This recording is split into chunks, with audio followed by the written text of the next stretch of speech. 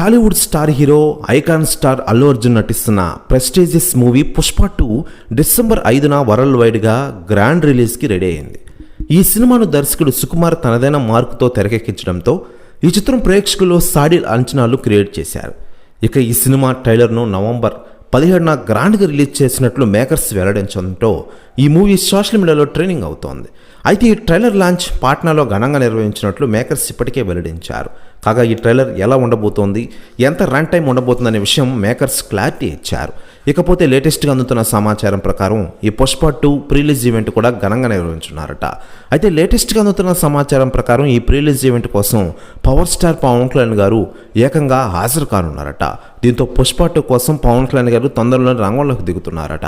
ప్రస్తుతం న్యూస్ కూడా తెగ వైరల్ అవుతుండగా మూవీ టీం ప్రకటన చేయాల్సి ఉంది. ఇప్పటికే పవన్ కళ్యాణ్ గారిని సంప్రదించగా ఆయన ఓకే అనేశారట. ప్రస్తుతం న్యూస్ కూడా తెగ వైరల్ అవుతోంది తెలుగు ఇండస్ట్రీలో.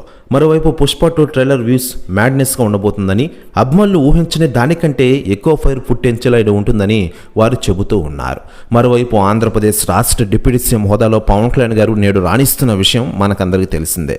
తాను కంప్లీట్ చేసిన 3 సినిమాలు కంప్లీట్ చేసే పనిలో ఫుల్ బిజీగా ఉన్నారు పవన్ కళ్యాణ్ గారు. ప్రస్తుతం ఓజీ సినిమా షూటింగ్లో పాల్గొన్నారు పవన్ కళ్యాణ్ గారు.